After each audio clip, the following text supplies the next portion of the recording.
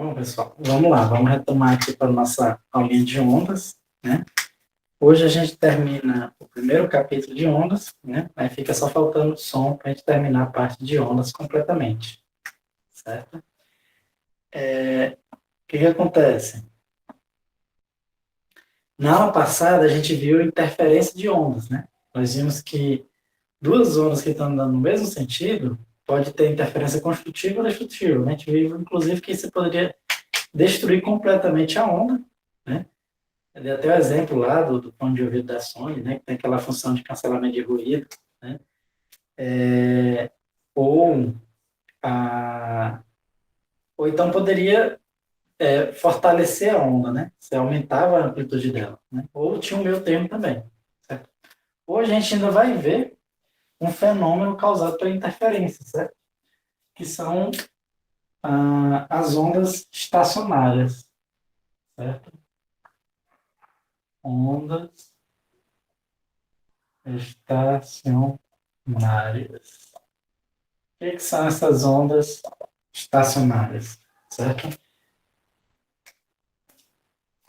Então vamos novamente supor, certo, que tem duas ondas se interferindo, certo? Sendo que agora, vamos supor que elas estão se propagando no sentido contrário da outra, certo? Então vamos supor que tem uma onda senoidal, nesse sentido, y1, e tem uma onda senoidal no sentido contrário, y2. Então, y1, aliás, estou usando o U, né?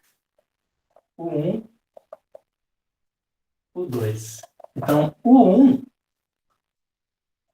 certo? Seria o seguinte, a equação é, vamos supor que elas têm a mesma frequência, certo? Mesma frequência, mesmo comprimento de onda, mesma velocidade, tudo igual, mesma amplitude também, certo? Lembrando que o que a gente vai achar aqui, né?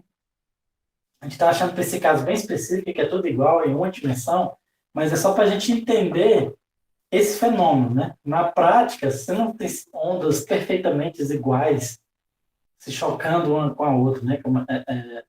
Mas, mas vendo esse caso ideal, ajuda a gente a entender na realidade, certo? Por isso que a gente sempre pega esses casos ideais, né? Então vamos lá, a onda se propagando para a direita, certo? E a onda que se propaga para a esquerda, a equação é igual, só o que vai mudar é esse sinal aqui, né? Tudo bem? Então, como a gente viu, interferência, né? A onda resultante, o total, né, digamos assim, vai ser literalmente a soma, né?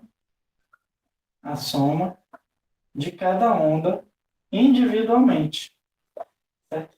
Ou seja, eu posso botar em evidência aqui, né? O M, aqui temos seno de kx menos ômega t, mais o seno de kx mais ômega t. Certo? Não estou muito interessado na matemática, certo? Importante a gente entender o resultado final aqui, né? O resultado final, o que vai acontecer? Quando você pode aplicar aqui.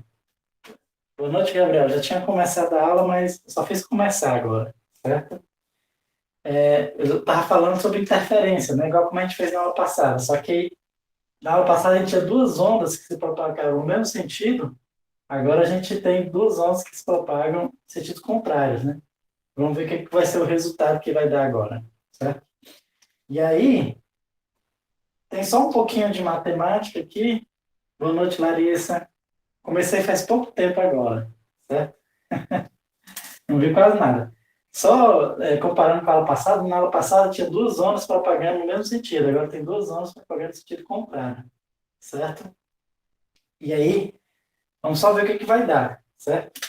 Então, como eu estava dizendo, a matemática aqui por trás, eu mostro só para dizer que de onde é que vem essas coisas, né? Essas coisas não vêm do nada, nem porque a gente demonstra que isso é verdade, né? Mas a matemática, desde que você entenda, né, de onde saiu e onde chegou, não é tão importante para mim, né? Certo? O importante é que a gente vai chegar ao seguinte, à seguinte conclusão. Quando eu quando eu substituir aqui, né, eu faço aqui como se fosse seno de A menos B e seno de A mais B, aí eu faço aquela regra, né? É seno um, cosseno outro, mais seno um outro, cosseno um, alguma coisa assim, certo? Quando eu uso aquelas regras, o que eu vou obter é isso aqui, ó. Vai ficar duas vezes a amplitude vezes o seno de kx vezes cosseno de ômega t, certo? Observe que essa expressão ela é diferente de todas as outras que a gente viu, certo? Por que ela é diferente de todas as outras que a gente viu? Então, todas as expressões que eu coloco de onda, ela sempre vai ter um termo desse, kx menos ômega t, ou kx mais ômega t. Sempre tem alguma coisa x mais alguma coisa vezes t. Né? Inclusive, eu falei para vocês que toda e qualquer onda sempre vai ser uma equação dessa forma, né? Vai ser x mais ou menos vt. Para você, toda e qualquer onda tem essa forma. Né? Por quê? Porque é simplesmente uma função que você propaga para frente ou para trás, certo? E todas têm essa forma, né? Só que aqui não é V, por quê? Porque eu boto K em evidência, aí aparece o X menos VT, né? Porque o ômega sobre K é o V, certo? Agora, essa aqui não tem esse termo, certo? O que significa dizer? Significa dizer que quando você tem duas ondas que se propagam uma de frente com a outra, certo? Você vai gerar esse resultado. A onda resultante é isso aqui. E essa onda, ela tem a seguinte propriedade. Primeiro, pelo fato dela não ter esse formato, ela não se propaga. Certo? Não é uma onda que a gente vai ver ela andando, certo? Por isso que a gente chama ela de estacionária. Ela vai parecer como se fosse uma onda estacionária, né? Como é que é essa onda? A gente vai ver essa onda da seguinte forma. Vamos supor que num intervalo de tempo ela esteja assim, certo? E o que vai acontecer? A gente não vai ver essa onda com a velocidade vindo para cá. O que a gente vai ver, na verdade, é simplesmente ela oscilando para cima e para baixo aqui. Certo? O resultado é isso. Por isso que a gente chama de onda estacionária, porque ela não anda para frente, nem para trás, nem para canto nenhum. Ela simplesmente é como se essa barriguinha aqui, né? O nome correto é ventre, né? Esse ventre aqui, ele fica só subindo e descendo, só subindo e descendo, certo?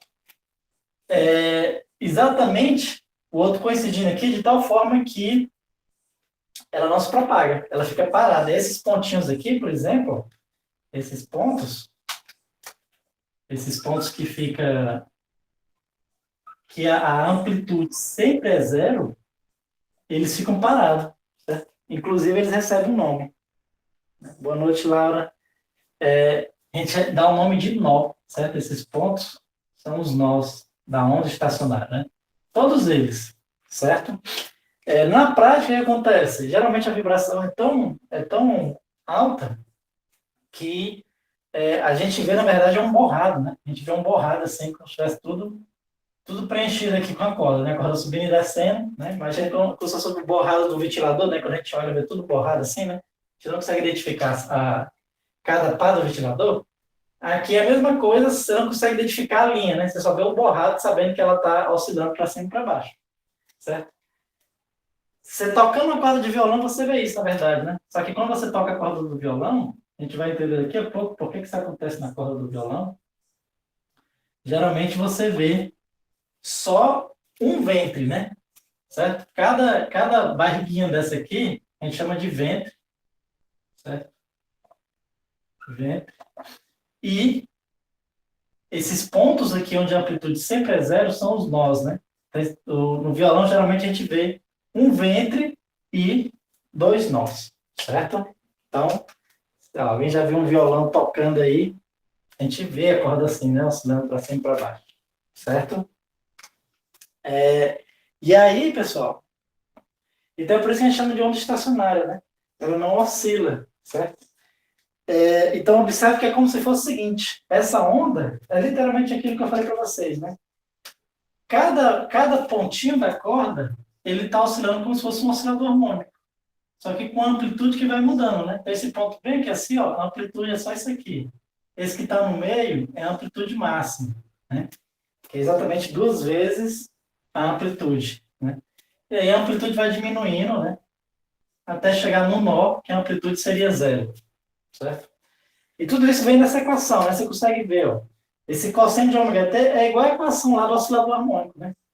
Não sei se vocês lembram, cosseno de ômega t mais o φ zero, né? Só que aqui não tem um φ zero, certo? Então isso aqui funciona como se fosse a amplitude do oscilador harmônico, certo?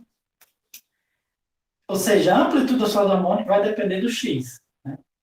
E aí é por isso que cada posição tem a sua amplitude, né? Só que mantém esse formato senoidal, certo?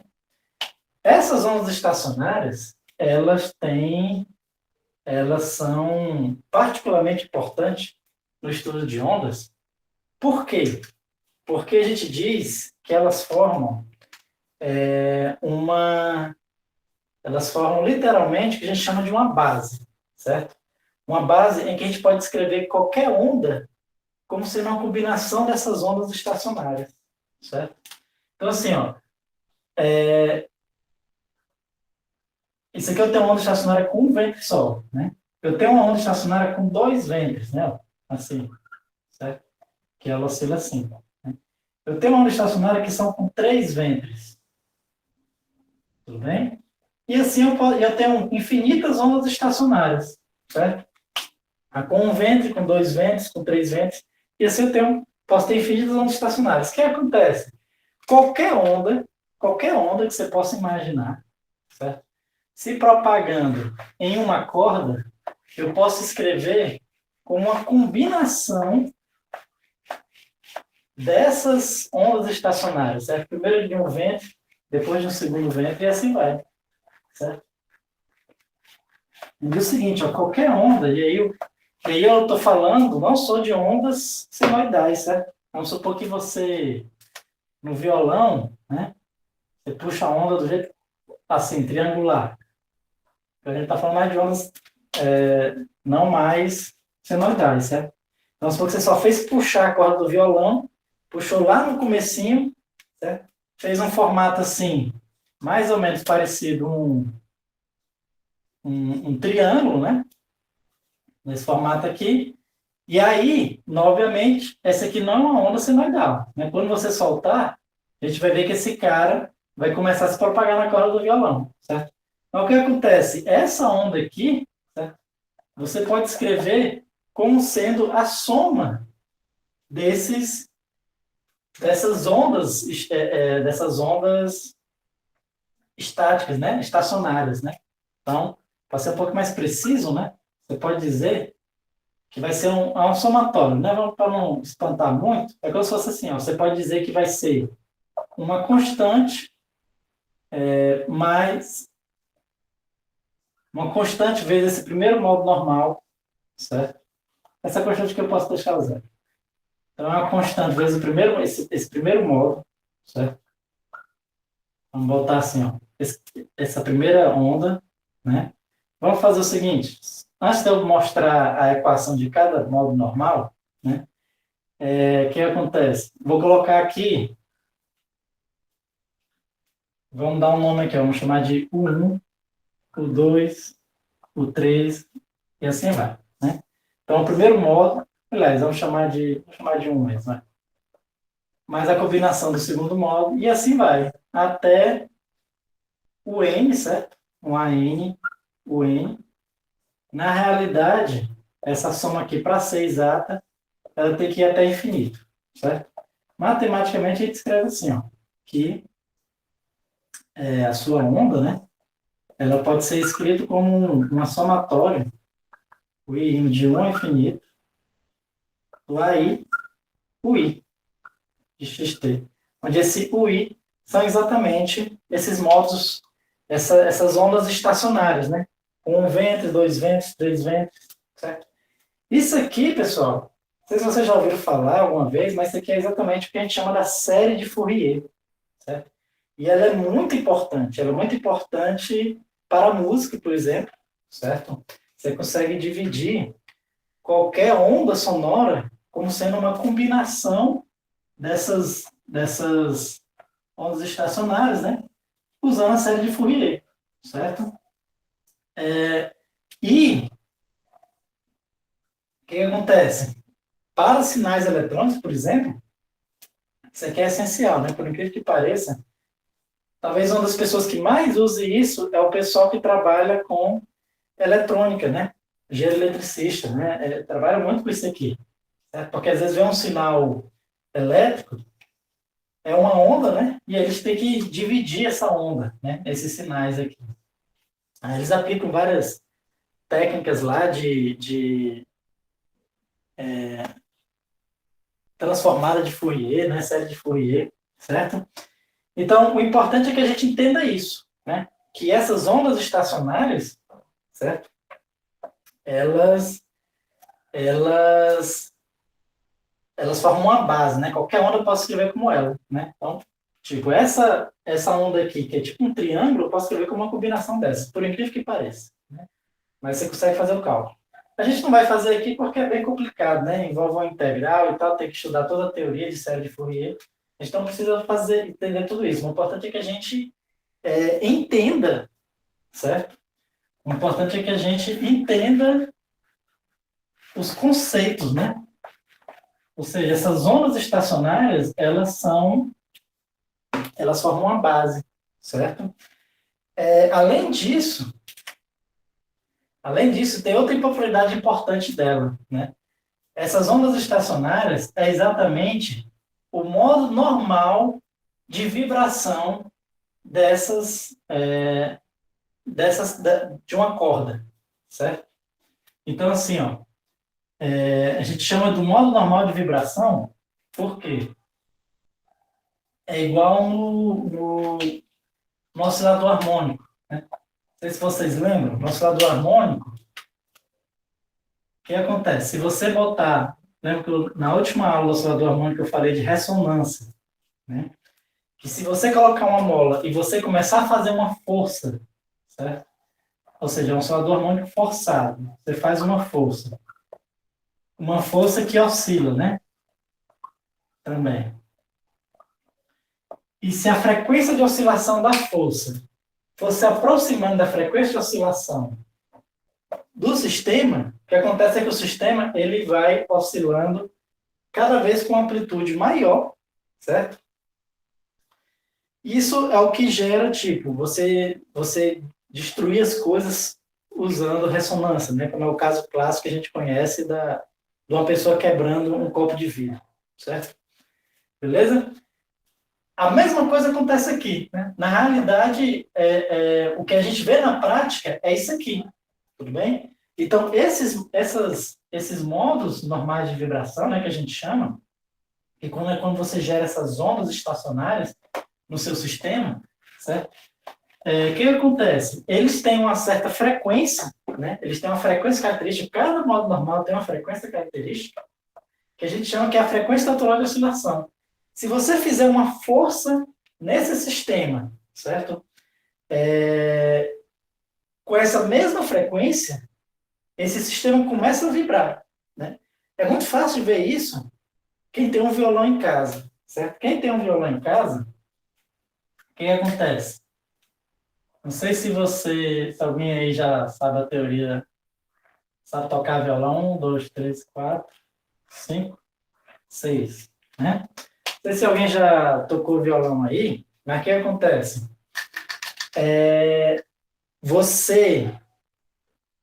Você tem, o violão ele tem uma afinação, certo? Cada corda tem uma afinação, né? Não vou falar aqui, né? Não sei se eu lembro exatamente. Eu toco um pouquinho de violão, mas o mais importante que a gente tem que saber é o seguinte, que muitas vezes as notas se repetem, né? Então, por exemplo, essa mesma nota, essa mesma corda aqui de cima é um Mi e essa aqui de baixo é outro Mi, né? A mais grossa, né? É um Mi, a mais lá embaixo também é um Mi, certo? Sendo que é um Mi numa oitava mais aguda, certo? Mas o mais importante que a gente entenda é o seguinte, é que ela é a mesma nota, certo? Ela é a mesma nota. E aí, o que acontece? Se você tocar essa corda aqui, se você tocar essa corda, você vai ver que essa corda aqui vai começar a se mexer sozinha. Por incrível que pareça, né? Todas as cordas estão soltas, vamos supor que ele esteja afinado. Se você tocar essa aí começa a se mexer sozinha. Por quê? Porque elas têm exatamente a mesma frequência natural de oscilação. Quando você toca essa aqui, quando você toca essa, ela começa a oscilar, essa aqui de cima começa a oscilar com a frequência natural de oscilação. Certo? Ela começa a oscilar com essa frequência aqui, né? A frequência que chama do estado fundamental, né? Aliás, do modo fundamental. Né? Esse aqui é o modo fundamental. O som que a gente escuta é o som do modo fundamental. Tudo bem? E aí, o que acontece? Essa corda começa a vibrar, o ar começa a se propagar com essa mesma frequência. E o ar começa a se chocar com essa corda com a mesma frequência. Só que aí que tá, como elas têm a mesma frequência natural de oscilação, essa aqui começa a vibrar também. Certo? Então, sempre pode acontecer isso. Quando você, tipo assim, vamos supor que você pressione uma corda, né? Que é porque a gente vai entender por que pressionando uma corda nas casas, você muda a nota da corda, né? Mas quando você pressiona, o que vai acontecer? Você vai mudando a nota, né? E aí vai conseguir você ter notas iguais. E aí quando você toca uma corda, a outra corda que tem uma nota igual começa a vibrar sozinha, né? É uma coisa que eu acho impressionante, né? Eu lembro quando eu comprei violão, a primeira coisa que eu fui fazer foi testar isso, porque para mim era uma coisa de outro mundo, né? Você toca uma corda, a outra começa a vibrar e as outras não vibram, né? As outras ficam paradinhas, né? Exatamente por causa disso. Inclusive, você pode afinar o violão desse jeito, né? Se você quiser saber se o violão está afinado, não sei se vocês sabem, mas para você afinar o violão, quando você aperta a quinta corda, quer dizer, você aperta na quinta casa, a corda de cima e de baixo tem que ser igual, né? Ou seja, quando você aperta, por exemplo, aqui é para ser, essa corda aqui é um Lá, né? Então, quando você aperta esse Mi na quinta casa, ela tem que ser igual ao Lá. Ou essa aqui que a gente está perto na quinta casa, não lembro. Tem que fazer o cálculo aqui para eu lembrar direitinho. Mas vamos supor que seja de cima. Quando você colocar o dedo aqui na quinta casa, né? Aquelas casas do violão. Quarta, terceira, segunda, primeira. Pronto. Essa corda aqui começa a vibrar como sendo um Lá. Então, você toca essa aqui. Se você quiser saber se está afinado, você toca essa aqui tem que vibrar. Tá bem? Então, se você tocar essa aqui começar a vibrar, é porque seu violão está afinado, certo? Na verdade, é assim que eu afino o violão, né? Eu não tenho um ouvido bom para saber qual a nota está tocando, como a galera faz, né? Eu toco, vejo se a outra começa a vibrar. Se a outra está vibrando, eu sei que está afinado, certo? E é sempre assim, ó. Só tem uma aqui, se eu não me engano, no ciclo Mi, que não é na quinta, é na quarta casa, certo? Mas é assim que a gente faz para afinar o violão, certo? Então você pode afinar o violão só sabendo de física, certo? É igual eu, né? Não sou muito bom de ouvido, mas só porque eu entendo de física, eu consigo afinar o violão, certo? E tudo isso acontece por causa que é uma frequência natural de oscilação, né? E aí a gente volta para aquilo que eu falei para vocês, né? Da taça de vidro. Por que a taça de vidro começa a quebrar? Né? Porque você começa a emitir um som, certo? Com a mesma frequência natural de oscilação da taça de vidro, né? Então, a taça de vidro ela tem um formato. E aquele formato, ele tem uma frequência natural de oscilação, certo? A frequência natural de oscilação, ela depende das propriedades do seu material, né? Então, a gente vai ver que depende do comprimento dessa corda, certo? Do comprimento, da densidade, certo? Mas é uma propriedade física mesmo, certo? Então, assim, existe uma frequência que faz aquela taça oscilar, certo? E aí, como o vidro não pode oscilar, né? Porque o vidro é uma coisa dura, né? Se você deslocar uma partezinha do vidro, ele quebra, né? Então, a taça de vidro se quebra, certo? E aí, e assim é tudo, né? Tudo você pode oscilar. Por que que a corda não quebra? Né? Porque a corda ela é flexível, né? Então, quando ela começa a vibrar também, né? Ela não quebra, certo? Se a corda fosse de vidro, ela quebraria, né? Se fosse uma corda de vidro e você pega uma corda de vidro com a mesma espessura, né? Seria muito difícil de fazer, mas quando você faz a mesma espessura da outra corda, e tal forma que ela tem a mesma frequência de oscilação, você toca uma corda, a corda de vidro ia quebrar, certo? Tudo bem? Deu para entender isso aí? Agora vamos só ver um pouquinho, né? De qual a nota que uma corda vai emitir, né? Tem como a gente saber isso, né? Sabendo que ela vai tocar aqui na frequência fundamental, certo? Mas antes, eu só preciso entender uma coisa. Quando você toca a corda do violão, tipo essa aqui, né? Que o cara puxou aqui e soltou, né? Lógico que a corda de violão não se desloca tanto, né? Mas vamos supor que isso aqui seja bem pequenininho, né? Que eu coloquei fora de escala só para a gente visualizar. Ele é a combinação de vários modos normais, certo? Cada modo normal desse, cada onda dessa tem a sua frequência. A gente vai aprender a calcular daqui a pouco, certo? Mas a que a gente escuta é sempre a do modo fundamental. Por quê? Porque essas outras, elas rapidamente elas vão se dissipando, né? Devido ao atrito com o ar, né? Ela vai perdendo energia. E essas outras ondas, elas vão sumindo. E essa aqui é sempre a que fica mais forte, né? Na realidade, ou seja, quando você toca a corda do violão, a nota que ele emite não é uma nota única. Ele emite várias, certo? Sendo que aí que tá. As outras são tão baixinhas e elas vão se apagando com o tempo que que a gente nem percebe, nem escuta. A gente diz que é só uma nota, a nota fundamental, certo? Então, o que é responsável para dar a nota do violão é o modo fundamental, tudo bem?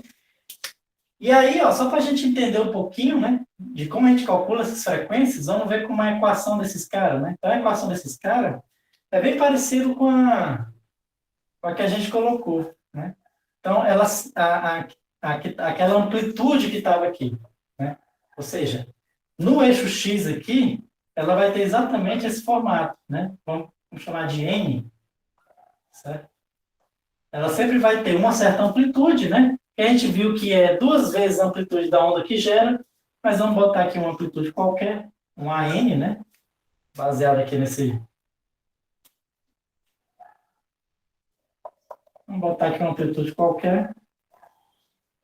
Eu não vou nem botar, vou botar logo o seno, né? E aqui esse cara que vai dar a amplitude para ela, certo?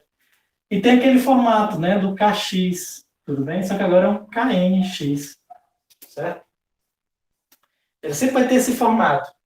Qual é a diferença? A diferença é o seguinte, é que ela é um seno, né? Ele sempre é um seno, só que observe que aqui eu só tenho metade do seno, né? O outro resto do seno está para ali. Aqui eu tenho um seno completo. Aqui eu tenho um seno inteiro mais metade de um. Depois eu tenho 2 senos completos. E assim sempre eu vou aumentando em meio seno. Tudo bem? Então, para que isso aconteça, esse KN aí, certo? Ele vai ser exatamente igual, né? Então, suponho que seja L o comprimento da corda, né? Seja L o comprimento da corda. Então, o que acontece? Ó? No K1, o K1, certo? O que vai acontecer é o seguinte, é que, lembrando, um ventre desse aqui, ele é meio comprimento de onda, certo? Então, no K1, o que acontece? O tamanho da onda é igual a meio comprimento de onda, certo? No K2, o que vai acontecer? No K2, o tamanho da onda, certo? Ou seja, no segundo modo normal, vou botar assim, ó, o que vai acontecer é que o tamanho da onda ele vai ser 2 meios comprimentos de onda, né? 2 meios comprimentos de onda, né? Tem um meio com meio, ou seja, eu tenho um inteiro. No K3, 3, e assim vai, certo? Eu quero dizer que no KN, certo?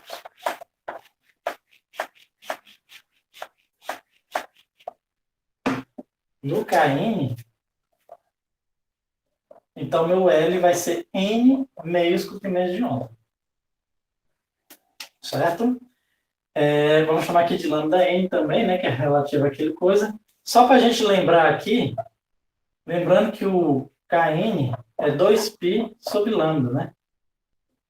Então, só para a gente relembrar, ó, sendo que o meu lambda, né, se eu isolar, vai ser o quê? 2π, o lambda vai ser 2L sobre N. Estou substituindo aqui, ó, só para eu achar o meu Kn, né? Meu Kn vai ser πn sobre L, certo? E o lambda N vai ser o quê? Só para isolando aqui, né, vai ser 2L sobre N, tudo bem? Então, essas minhas funções aí vai ser seno de o Kn, né, que é π n vezes x dividido por L. Esses aqui são os modos normais de uma corda, tudo bem? Claro que isso aqui é só para uma corda, certo, pessoal? Mas tudo tem seu modo normal de vibração, né? Então, só que aí que tá, aí vai complicando, né? Então, por exemplo, um tambor, a membrana que vibra do tambor, ela tem um modo normal de vibração, certo? Só que é mais complexo, porque agora é uma onda que se propaga em duas dimensões, né? Inclusive tem um formato bem bonito, né? As modos normais de vibração de uma membrana, certo? Também existe um modo normal de vibração de um bloco mesmo, um bloco em 3 dimensões. Também tem o seu modo normal de vibração, certo? Então, assim, dependendo da sua formato, né, se for esférica, assim como a taça de vidro, né? Também tem um modo normal de vibração bem complexo, né? Tem que fazer todos os cálculos para saber qual é o modo normal de vibração. Aqui a gente está vendo só para o caso mais simples, que é só um corda esticado. Certo? Beleza. E aí, ó, com isso aqui, pessoal, isso aqui, com aquilo que eu falei para vocês, tem como a gente saber qual é a frequência que uma corda emite. Tem como a gente calcular qual é a frequência que uma corda vai emitir. Certo? Por quê? Porque, deixa eu apagar aqui. Lembrando que no estado fundamental, né? No estado fundamental, como eu falei para vocês, a nota que a gente escuta é sempre relativa ao estado fundamental. Ou seja, é quando o lambda for igual exatamente a 2 vezes o comprimento da corda. Certo? Com o lambda, né, o lambda definido, né, você pode calcular a frequência, né? A frequência que ele vai emitir. Certo? Vamos pegar um exemplozinho aqui. Certo? Vamos supor que... Vamos supor o seguinte. Deixa eu pegar aqui uma questão do livro.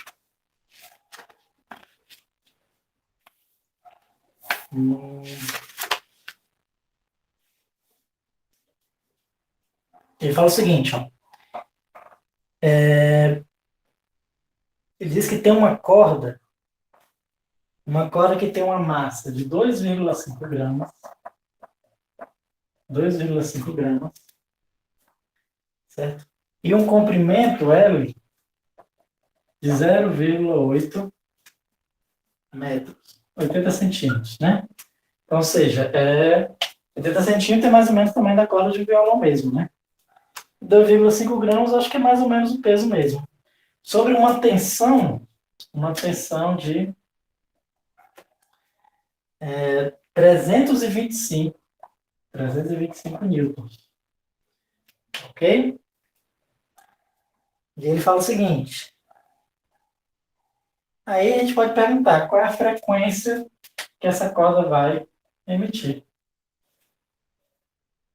Né? Ele deu a massa, deu o comprimento e deu o quanto ela está tensionada. Certo? Então, vamos lá. Como é que a gente calcula a frequência que ela vai emitir? Né? Então, o comprimento de onda da onda que a gente vai escutar, né, ele vai ser igual a 2L, como eu tinha falado. Tudo bem? A frequência, sendo que eu sei que a velocidade da onda, né, sempre é igual à frequência vezes o comprimento de onda. Beleza?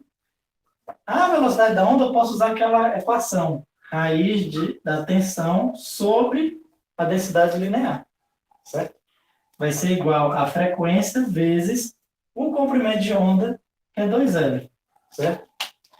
Então, eu posso ali, ó,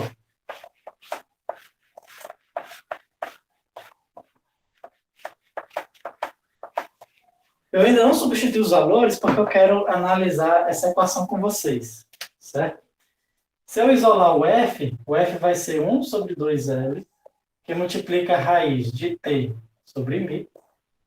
Lembrando que o μ é a densidade linear, né?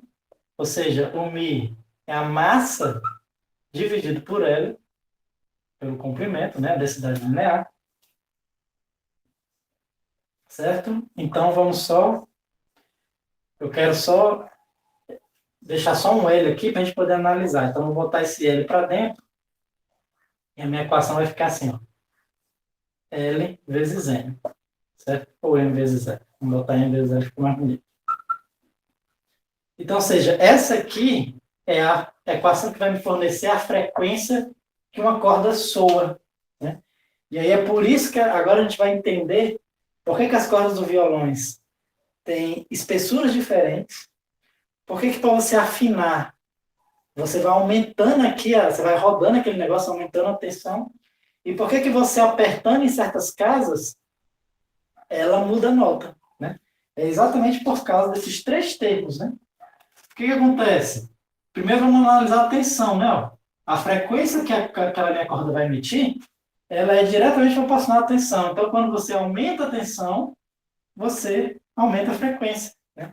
Então, quando você aumenta a tensão da corda, certo? Você deixa ela mais tensionada, ela vai tocar uma nota mais aguda, né? Como a gente vai ver, ela vai tocar uma nota mais, com uma frequência mais alta, o que a gente entende como sendo mais agudo, certo? Por isso que as cordas mais fininhas, né, aquelas que tem que tocar a nota aguda, elas geralmente a tensão é bem alta sobre elas, né? E até no violão de aço, por exemplo, o pessoal costuma dizer que é sempre a segunda mais fina que é a que quebra, né?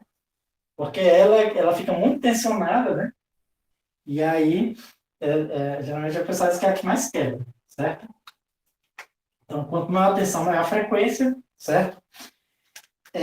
O que acontece também? A massa, né? Ó, quanto maior a massa, o que vai acontecer com a frequência? Menor é a frequência, né? Ela que é inversamente proporcional à raiz da massa.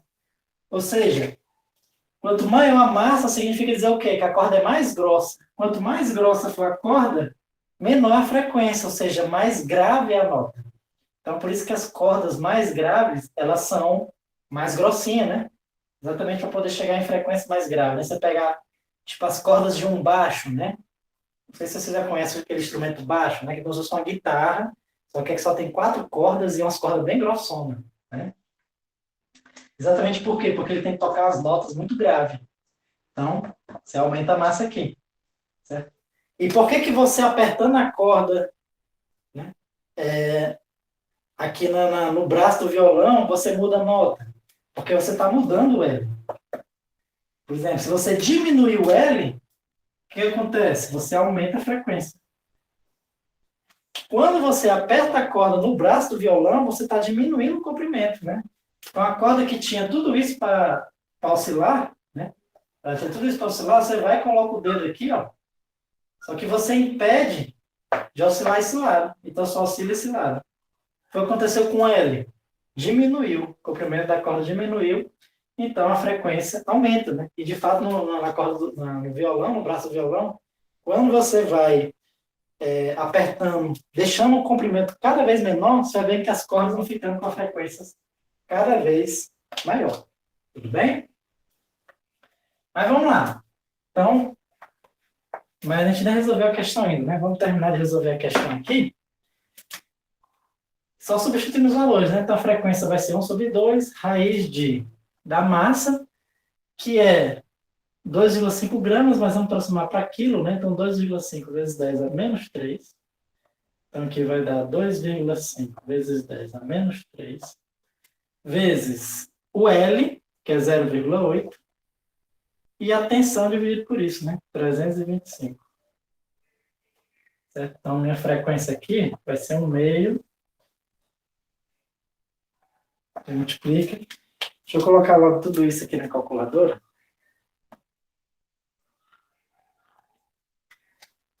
Logo a equação toda vai me dar a resposta aqui.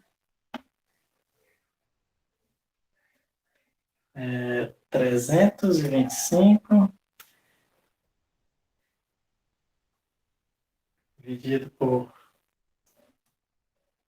2,5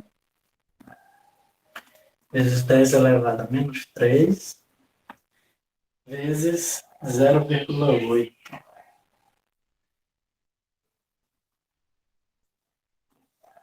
E isso dividido por 2, a gente obteve aqui uma frequência, vou ter logo tudo aqui na calculadora, né?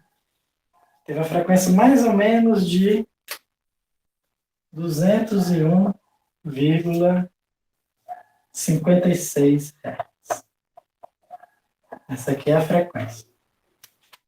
Tudo bem? Só para vocês terem uma ideia, a gente vai ver um pouquinho mais nas próximas aulas, mas o nosso ouvido, ele escuta entre 20 e 20 mil Hz. Né? Então aqui seria uma nota mais ou menos aguda, né? Deixa eu ver aqui.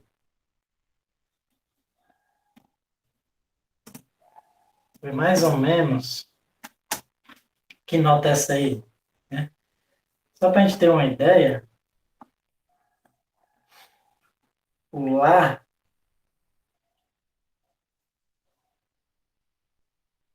o lá do violão, se eu não me engano, ele é 440 Hz. Que é quer dizer, esse aqui eu tenho certeza que é o Lá 4, o Lá na quarta oitava, né? Mas eu não lembro se é exatamente o Lá 4 ou o Lá 2 que é no violão, certo? Mas só para ter uma ideia, né? Então, isso aqui está bem longe do Lá, né? Deve ser até alguma nota aí em algum outro oitavo. Tudo bem? Depois eu posso procurar saber qual nota especificamente é essa aí, certo? Então, pessoal, vamos fazer o seguinte, por hoje a gente fica por aqui, certo? Com isso a gente termina esse primeiro capítulo de ondas, né? A partir da próxima aula a gente vai começar a ver a parte de som, né? Vamos entender um pouquinho mais sobre a interferência em ondas em duas dimensões, né? A gente estudou sempre interferência em uma dimensão, vamos entender um pouco da interferência em duas dimensões, certo?